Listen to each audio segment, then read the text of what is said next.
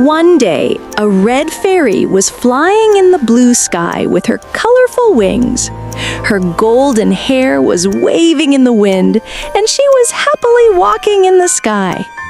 Suddenly, she heard the voice of a little bird who was crying loudly. The red fairy immediately landed on the ground and gently asked the child why she was crying. The cute bird sobbed and said, "A cruel eagle has eaten my parents and destroyed my nest. Now I have no home." Hearing this, the red fairy's heart was filled. She wanted to do something for the bird. She immediately called her 4 beloved fairies.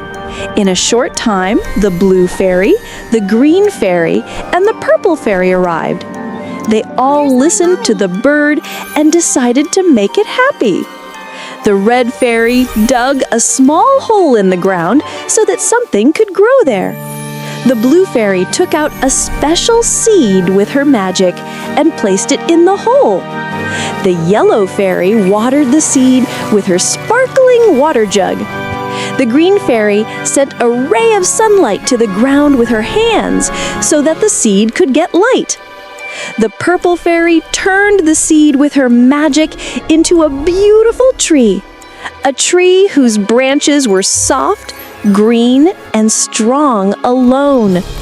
The little bird chirped happily. He thanked her and happily sat on a branch of the tree. As soon as he sat on the branch, bright red berries grew on the tree. The little bird gave those berries to all the fairies and said, "You all gave me a new home. This sweet fruit is for you from me." The fairies happily ate the berries. They all sang and danced in the sky with colorful light. Dancing in the magic light, everything is spark. Moral of the story: when we help together, happiness blooms.